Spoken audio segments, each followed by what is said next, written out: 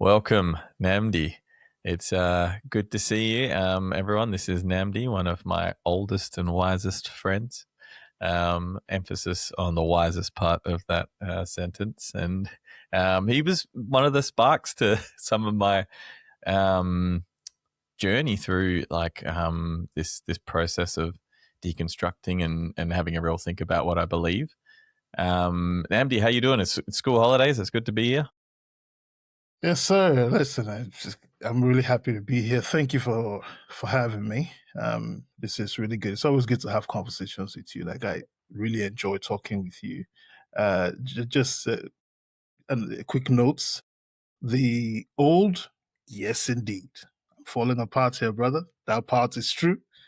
The wise, jury's still out on that, but we'll get there. Nah. But you have We'll indeed decide been one soon. of you've been one of the really bright lights for me at based on the context of how we have known and met. So I appreciate that, sir. Yeah, thank you. Appreciate it. Yeah, like one of the main reasons I wanted to ask you, apart from, well, one of many reasons I wanted to talk to you was this journey for me began. I sent you an email. I actually went back and I found the email from 2019. So the Wow. email is so hilarious. We'd obviously had a chat in the morning. I think I remember we were on the Oval doing duty, or maybe it was at recess time, and we'd walked around the Oval a few times having a chat. And I felt like I'd rambled because in the email I'm apologizing for rambling to you, and then I'm sending you some links of some videos to watch, and I'm saying, um, I was actually so impressed that I had the wherewithal and the thought process to go, hey, let's limit test some of my ideas and send this to Nnamdi so he can have a look through them. And your response, paraphrasing, but it's something along the lines of, I was sending you videos specifically about Jordan Peterson. I was in amongst this like huge, I guess, like conservative video um, era of mine, and I often think some of these videos that we watch are so convincing. I've got friends who are like really good critical thinkers, and I think everyone's kind of three bad YouTube videos away from being a nut job in some ways. So I was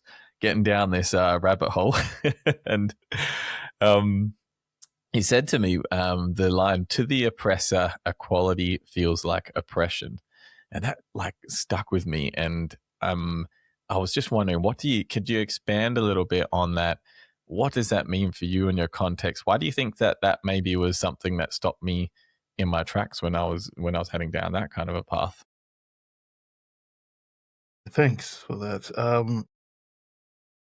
So my interpretation of it came from a contextual background of I'm Nigerian by birth. I'm Australian now by citizenship, but I'm global in consciousness. And so when I made that comment to you, which I will obviously say it's not original to me, but was one of the main things I'd read. Um, when I was observing that equality to the oppressor seems like oppression, it came from being Nigerian and being African, and what is, of course, our history of colonization. And watching nations that were, forgive me, I must give this background, watching nations that were coming out of colonialism and trying to forge individual and national identities, and then seeing the very obvious impediments that were and still are put in the path of these nations so they do not develop enough to compete with their former colonial lords. So that is in a national sense. In a personal sense, from observing human nature, I realized that when we have privilege, unfortunately, we are socialized to believe that our privilege is a means by which we distinguish ourselves from the other. And so when we see the other trying to bridge the gap between us and them, we are discomfited by that. There's a discomfort that comes with that. And so we try to keep them in their place. Like in Nigeria, we say, well, I believe in Nigeria that one of the reasons why our political system is the mess that it is because if you make society a place where people can actually earn a living, deal with their basic issues in life, etc. They will ask you questions. But to elevate them from oppression will assume empowering them. And to elevate them means giving up of some of what you have. And the idea is to the privileged, they never consider that they have too much. That's even giving away some of what they have, and not just giving, but allowing people to earn some of that. To them, it feels oppressive. It feels like you're taking from me. It feels like you're trying to impede me from having all this, And for them, it's an oppressive thought. Why take mine? Well, if we are two and there are 3 slices of bread, if you give me one, you still have 2 slices. That way, we're both eaten. I do not then engage you from a level of anger and hate that is born from the hunger in my belly. But I am able to at least my hunger is ameliorated for a little bit. I'm not asking you for 1.5. Now, if we translate that to a global context, equality feels like oppression for the oppressor. And I know these are some words that people might struggle with: oppressor, oppression, and they're considering that's such a heavy word. But, use any synonyms that work for you, to the privileged and the marginalized, or use anything that works for you. But the idea stays the same regardless of, the terminology we use to describe it, right? It feels like oppression because they have to then give off something. But when you become so used to your privilege, it normalizes for you. It becomes a normalized state of existence. And anything that attempts to interrupt that, folks tend to engage those things, daggers drawn, sabers swinging. But then they forget that a society that is built on fairness and principles of justice is a society that has the seed for prosperity. There was a musician, Peter Tosh, he used to be with the Wailers. And there was a song he did, Equal Rights and Justice. I think that's what it was, yeah. And one of the lines in that song that got stuck to me was, he said, look, I don't need peace in the world. I need equal rights and justice. Because a concomitance of equal rights and justice is peace. If I know that you are recognizing the equity that we should have as a society, and I know that I can seek legal redress, and the law indeed really is blind and fair, it's easiest for me to buy into the societal project. And as a result of that, we'll have peace by whatever way is determined within our society. So that's what I was trying to get when I say to the oppressor, equality feels like oppression, because at its heart, it's just the idea that they've got to give something away, and right now they're not having. Yeah, 100%. It's funny that you talk about how language is, you take which language suits you. I often feel hesitant using certain language because of the connotations it has in this day and age. Like when I say something like privilege, I kind of know what I mean, but I don't. Some people have watched all sorts of, once again, crazy videos, and like what they take away from me talking about my privilege is different. There's a disconnect in what I'm thinking versus what they're thinking. I wonder, there is a parable as you're talking. I was thinking about the workers in the vineyard, and it's as you were talking about this, I was thinking, oh wow, it's quite similar, where you have these people who have been given a fair wage, they've agreed to a certain amount, and they see someone else given the same, and they weren't meant to be given the same equality, and they're like, what is this? This is unfair. I'm now the oppressed one. Yes. Interesting. Yeah. Interesting. And I love that reference. Even though they had the same thing, they earned the same thing. Their contention was, well, we work longer. But then the vineyard owner said, we had an agreement for wages, not for time served. You see, so you may have worked longer, but I'm keeping fidelity with the agreement that we made. I'm honoring the contract we agreed on. So if I make the same contract with someone else, I have not dishonored the one I have with you. Now I can understand their angst if that was dishonored, but it wasn't dishonored. So now, like you rightly observed, they feel hard done by. They feel that even though someone else has just earned the same thing I've earned, you should give me from theirs because in my mind I've done more. And then I always contend with that sort of idea, this idea of taking from people and being African and having the history that we have, both well, historically and contemporary experience, where we don't control our resources. Routinely we get, puppet governments, corrupt governments either imposed on us by the West or by our own lack of engagement with the political system, our own irresponsibility to hold our politicians to account.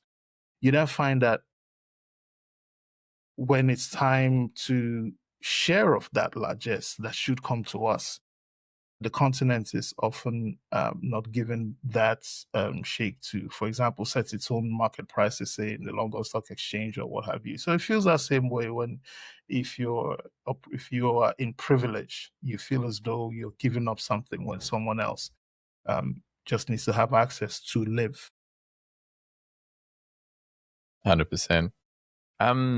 So much of it is this was the second question, so we're leading into it. Thinking, I've always, for as long as I've known you, admired the way that you have been other focused and being able to think about the other, like as there's another person and the foreign kind of mind. I think it's a rare-ish thing to be able to project into other people's shoes and to have empathy, I guess, is what it really boils down to. I even remember a time where we were making some sort of video, maybe for Easter. It was years ago now. And you talked about if I was born in a context of Saudi Arabia, maybe I would have been a Muslim person. Maybe that's what my experience of God would have been and what my context would have been. And there was a little bit of outrage from people.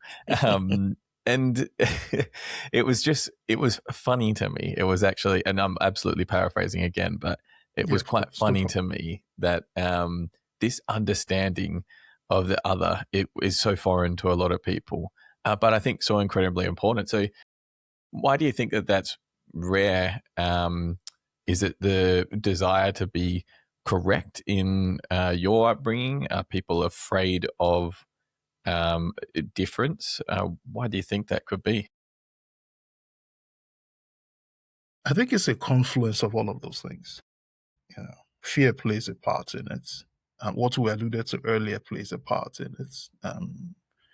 I think the absence of trust plays a part. This is a confluence of things.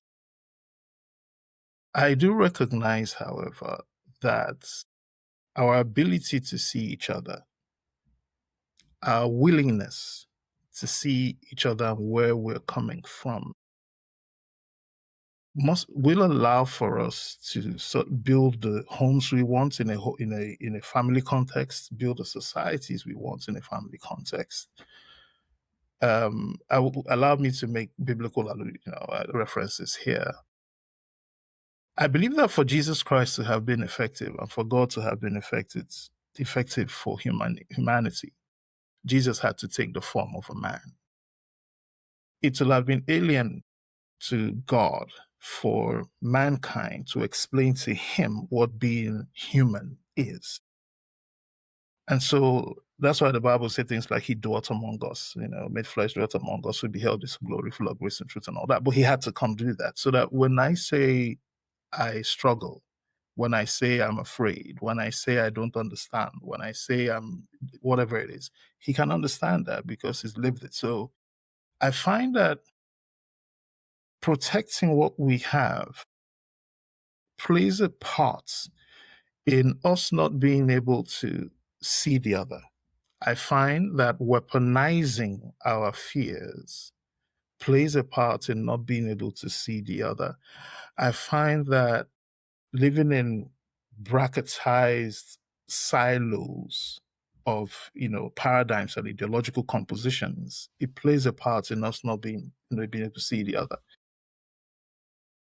I don't know that it is very rare. I do believe, however, that those who hold those views permit themselves to be drowned out by those who do not, and then look for safe spaces to express it where it doesn't become uncomfortable for those who don't hold their views. I'll give you an example. If a Christian or a church is charitable, we don't call it socialism, do we? No. You see, because you're doing it under an aegis of faith and religion. It's a safe place to do that. But if you don't put on that toga and you do the same thing, now it's viewed differently. So I don't know that it's rare. I just think people want to, because people just don't like what comes with that. People just look for safe spaces to be that. And it's interesting to me, and I know you did mention it at the time when it occurred, the reaction to the statement that I made, which I felt was a very common, very ordinary, logical way. If you're born in Australia, you're Australian. If you're born in Mars, you're Martian. If I'm born in Saudi Arabia, just look at Saudi Arabia. I mean, do you understand what I'm saying? Like Yeah. it's just going to be. Chances are that influence is far more, strong. It's generational, so the chances are quite high. It's probabilities. Is what I'm saying. Yeah. And that to me is just a logical way. I do like to see the other, my friend. I really do, because I've been othered my entire life, without a shadow of doubt. Yes, one would say that sounds almost like a contradiction. How is that? Well, I grew up in Nigeria. I grew up in Lagos. I went to boarding schools. And as I began to grow and I began to read, and I have friends who I've known for 30 odd years, 35 odd years, who used to say to me, you talk like an essay. Your language is elevated. Who talks like that? It's weird, etc., etc. And so that brought its own share of othering. Then I went to school in the northern part of the country, and I'm not a northerner. And it's like, oh, you Easterner, that brought its own share. But inside of me, I always kept going, no, hear me, know me. Allow me to show you myself, then make your decision. Then, of course, I come to Australia and, it's very different, migrants, African. So there's that. So through all that, I realized that seeing someone else, or allowing myself to try to see someone else, there's a liberty it gives me. There's a reinforcing of my own humanity that it gives to me, because I see myself in them, in the sense that we share common humanity, and I want to receive the same things that I'm willing to give them. I find that it's more difficult in today's world, because our spaces of discourse has been hijacked to a large extent to simply create distinct sides, either for or against. But that is such a limited way of living, in my view. Like I always say to the students, and I know it doesn't work, but it's just an analogy to keep them engaged. Like, okay, how many sides does a coin have? And they say, oh, 2 sides. I'm like, okay, name heads, tails. I said, but what about the little edge, though? The one we spin the coin on? Because it can support both. I say, you see, just because it's small and almost a sliver doesn't make it any less a part of the coin. I said, and a lot of us live in that sliver of space. We live in that sliver of space, and that sliver of space holds both sides together. And I said, so we need to also give attention to that. So I find that seeing the other has been a natural inclination for me, because I also recognize what it causes when we don't. Yeah. Yeah, I love that analogy. I love that we get to, as educators, this next generation coming through, teach them a little and just explore with them. All right, we understand that there's some natural things about, I always think people build really strong bonds by complaining about some common enemy. It's the enemy of my enemy. We draw really close. Very, very galvanizing to have a common enemy to talk about, but not necessarily healthy bonds.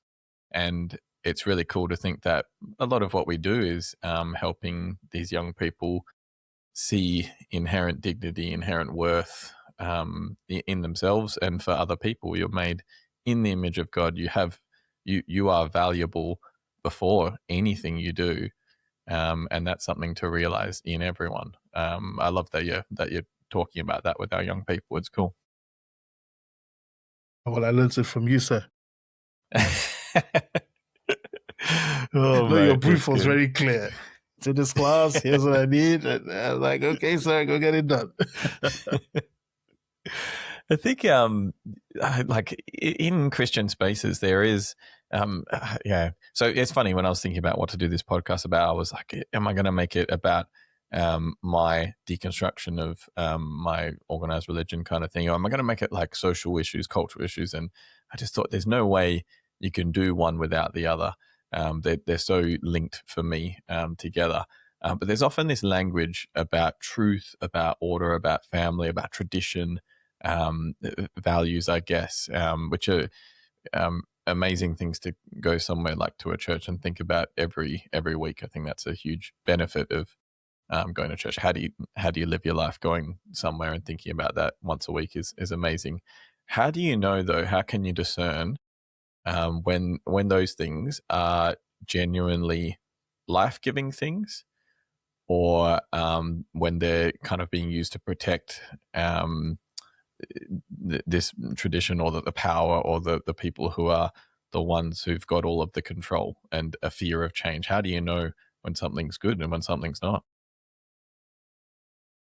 Yeah, so I will situate my response from a Christian context. Right? So your question really is, how do we discern when these concepts are not self-serving, particularly in the context of Christianity? And it becomes very obvious to me what the response is, which is the model has been presented to us in the person of Christ. Anything that isn't a reflection of that model, then we have to re-examine. And re-examine not because we're trying to find faults for condemnation, but re-examine so that we can understand where there's flaws for growth and progress. The scripture will say that we should desire the sincere milk of the word so we can grow thereby, right? But then afterwards, Paul will also say, we should eat the meat of the word. So there's a growth that comes from that. And so for me to be able to discern when these things are self-serving, I look at if it agrees with the model, and then I also consider who is presenting it. And I'll be very honest about that. So say, for example, truth, justice, right, equity, values, and whatnot. What we find today is that there is some kind of messaging, and this is not a criticism of the church, it's just a grown man's observation. We find, and it also comes from a Nigerian background where Christianity and church is I mean, you can't throw a stone from your front door almost without it landing near a church where I'm from. I'm very honest. It's that Yeah. the preponderance of it's like a rash. Yeah. But then you ask yourself, okay, if we have that much Christianity, that many churches, this high level consciousness of faith and religion, how is it translating into the very lives of people? And so I find that to discern when it is real, it has to agree with the model that Christ presented. So for instance, when David said, I was made king for the people, straight away I know if you say you name the name of God or any and that, you must understand that your service has to elevate people's lives, because that's what Jesus did. I came not for the sick, not for the healthy, I came for the sick. It's only the sick that have need of a physician. If you're hungry, I'll multiply 5 loaves and 2 fish. If I meet you by the well of Samaria, I will tell you your life history, but then also tell you that you're loved. If you have a shrunken arm, I'll stretch, it's always in service for people. So if you're telling me that, oh yeah, faith is for ethics and values and morals, and I'm not seeing how it agrees with the model being presented, well, it's easy to tell that, that is, how to, balderdash, respectfully. Then I also look at how that plays into the way that our social systems, are composed, and how our political systems are composed. When you campaign and you foreground faith, then we need to make sure that what you're foregrounding agrees with what's been presented in the model. So you can't tell me that you believe in justice and fairness and equity and the value of the human spirit. Then you begin to utter things that denigrate the same human. See, for me, straight away, there's a dislocation. So I'm able to discern, okay, this one right here is self-serving because there's a purpose to it. Or you're my pastor and you get up on the pulpit and then you're saying stuff that doesn't reflect the compassion that Christ modeled for us, his willingness to sit with those whom he disagreed with or those who disagreed with him, his willingness to show compassion, love, and mercy to those who didn't appreciate him. If you're then on a pulpit in front of me and I hear it in what you're saying that because they are not like us, then they are a problem, I have to step back a bit, because again, it's not agreeing with the model. Yes, there's some things that are very clear that we can agree on. That's not a thing that, obviously. But because like I earlier said, there's a lot of nuance. Life itself is an entire nuanced thing. If you're trying to create absolute sides, then that's a bit of that's a giveaway for me when I'm trying to discern if this is of God or not. I don't know if that made some sense. Yeah. Yeah, no, certainly. I've seen some form of meme on some form of social media that's played with the language of Christian versus Christ-like, and at first I was actually quite offended. Oh, how can there be a difference? I identify as Christian, and this is so offensive to me. But looking at it, and here's what Christ would do in these circumstances. Here's some interpretations, and here's what Christian people do, and going, wow, if it doesn't line up with the story, the gospel Jesus showing up for people in hard places and doing these things in a Christ-like manner, then it's not good. Yeah, I think we also forget that there was, correct me here if I'm wrong, there was no New Testament in the time of Jesus Christ. No. So Yep. much of what we read, or all of what we read as the New Testament, began as a recount and then a flow on of his life, right? But I said that to say this, that in the way we present our holds on values and ethics and all that, not only must they model what he presented, but we should recognize that our world is just as different as the world he came into at the time. Oh yeah. That's why he can go to the synagogue at 12 and be debating, with the Pharisees and all that. The world was different, so he had to take from that to then inspire what has now been created in the chronicles that we refer to as the New Testament. Well, in my mind, I always believe that our world is in the same place now. So what do we take from that in order to be able to define and determine how we ought to live and how we ought to be to each other that doesn't disagree with what he presents? That's sort of how I It's so see it. good. It's really, I often wonder this, and this might be heresy, I'm not sure, but we there was We're a just trying way to of understand, living. brother. There was a way of living, and then God gave the Israelites the Old Testament, and it pulled them forward into something better, something more people focused, like a semblance of a welfare state. Like it was pulling people and culture into something better, and then they slip back into this way of living, and then he comes back and he gives them the New Testament, or at the time, this follow me, pulling people forward, away from principle, for people. Here's something better, a better way to live, bringing the kingdom to earth here and now. And then I think about now, and I think, you know, do we need a New Testament where once again we're pulling people forward to a better way to live, not just run by all of the traditions or what we've always done and how we think things should be, but what's good? What would Christ be doing here and now in this context? Yeah.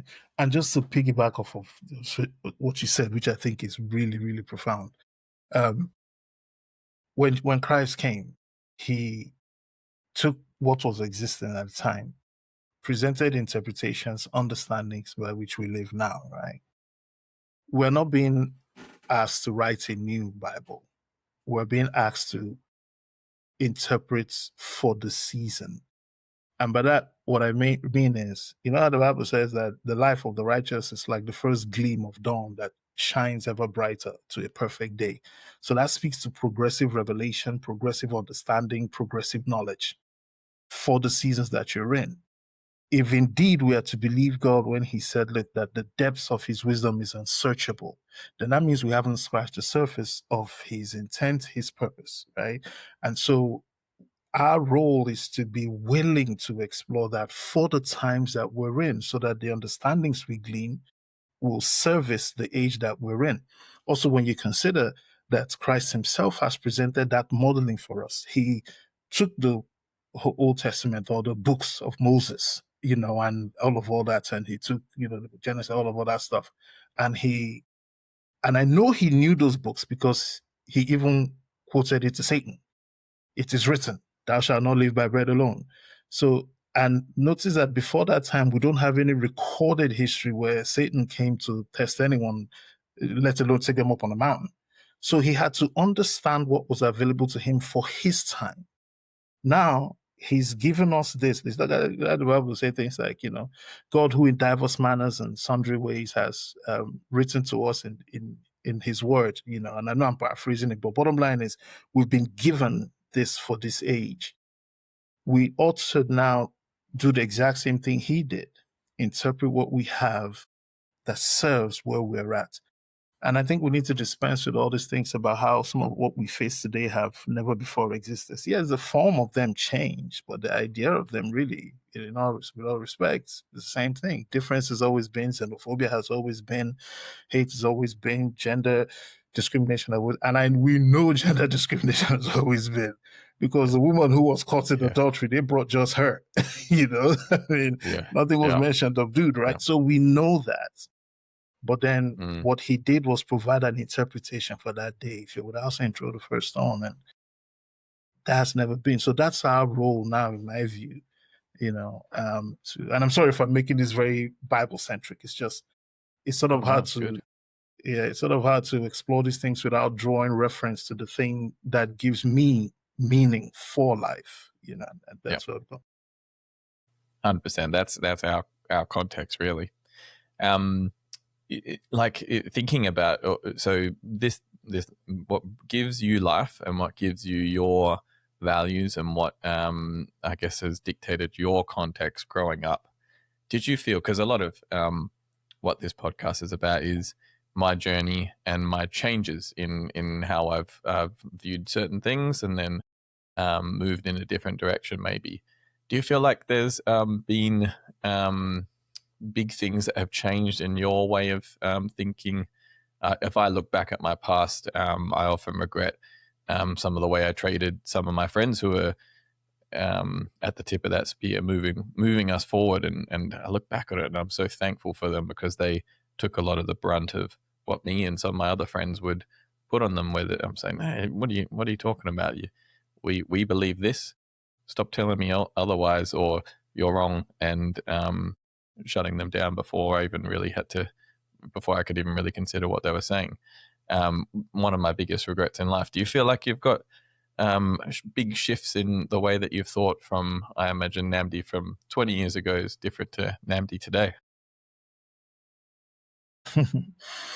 Yeah, I think anyone who is conscious and mindful and intentional about living has to have had moments of change and transition. And when I say conscious and intentional, must also be willing. Um, Over the years, I've had, those over the years. I came from a very, very Catholic background. I used to serve mass. I was one of those boys in the frocks, and you carry the crucifix and you walk out with Yeah. the priest, and I did all that. My father's a knight of the Catholic Church, um, Knight of St. John, actually. So I grew up Catholic, and my worldview, my religious view was that. My social view was based on the things that I read growing up. I was reading Kwame Nkrumah, Leopold Senghor. I was reading about the philosophies of negritude and all those things. And so that framed the way that I saw the world.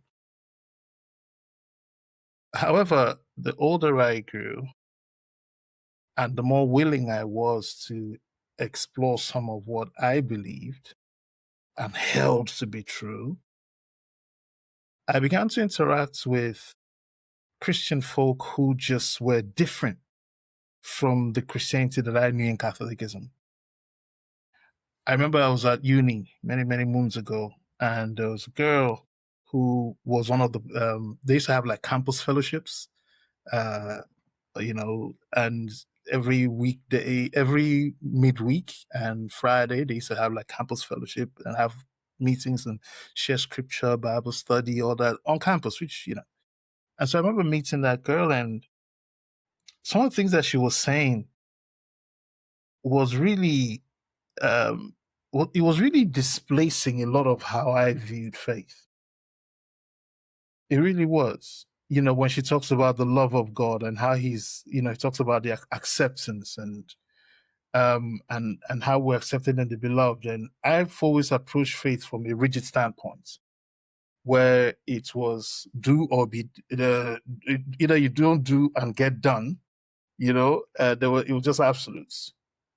And so my interactions with her and her friends, some of who are my closest friends to this day, they showed me a different side of faith where it wasn't all critical, it wasn't all judgmental, because I was that with myself a lot.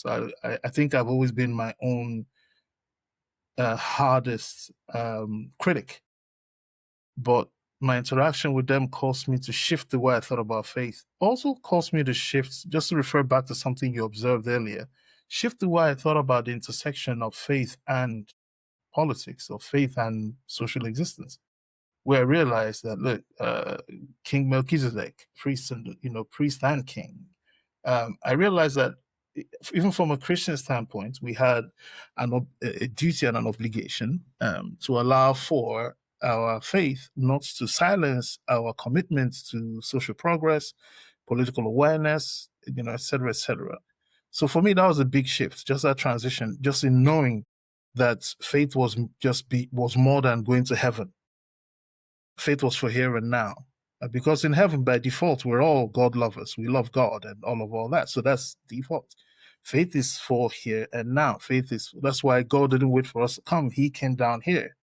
And so that for me was a big shift, in trying to make transitions. And like you, I also had people I criticized. Still have people I criticize to this day. I'm not gonna lie. Yeah, I won't even lie. Some of the pastors in my country, I'm happy to have them in conversation. Let's just put it that way. Yeah, a lot of things would make That's sense. good. Let's just be fair. So I had Yep. people I criticized, but I realized that I spoke without, look, when you're a child, you talk like a child, and so I was a child and I spoke like a child. But then when I became a man and could look back, I go, okay, I probably should have done this slightly different. And that's part of the journey. I don't, I won't punish myself too much about it. I think that's part of our journey for growth. And where opportunity has presented itself over the years, I have actually been able to speak with some of those people and go, you were right. And I'm sorry. Yeah. You're right and I'm Yeah. sorry. So yeah, so those Oh, that's good. some of the examples for me will be that. Definitely. And you are a harsh critic on yourself. I think, as you said, You've observed, right? I have observed, and I love. I hope this is the first conversation of many, because hearing you think and process and the way that you do, I think, is a blessing for anybody who gets to hear and see that process. So yeah, let's let the world hear as much as we can. This question actually is not on. Sorry, yeah. No, go ahead. No, go ahead. I'm listening. Sorry. This question's not on the list, but I thought I would Yeah. put it in impromptu. I think as the most important final question, where do you think LeBron James is going to go in this offseason, mate? This is the big one that everyone wants to know. I'm hoping Miami. I hope he returns to Cleveland and signs off there. I think that would be I think he'd like that fairy tale kind of finish up there. Look, they're not going to win anything, but nah. I mean, they have to get past Spurs, and the Knicks will have something to say, and I think a few other teams and the way they are positioning. So yeah, they won't win anything, but to make a nice little circle, a neat little circle, put a bow on it, and say, you ended where you began. And it's like the return home type thing, and then right off into the sunset. So I hope he does that, though. I really do. Yeah, no, agreed. Well, I'm glad we got to address that important topic as more critical. Important as most of the rest. All right, thank you so much, Nnamdi. Brother, thank you so much for having me, and I really hope we can do this again. I promise I will come in with just lead with my spirit and my heart, and hope that I can make some sense to you and to your audience. So I really appreciate this. I don't take it for granted. I don't take it lightly. Love it. Beautiful. Thank you.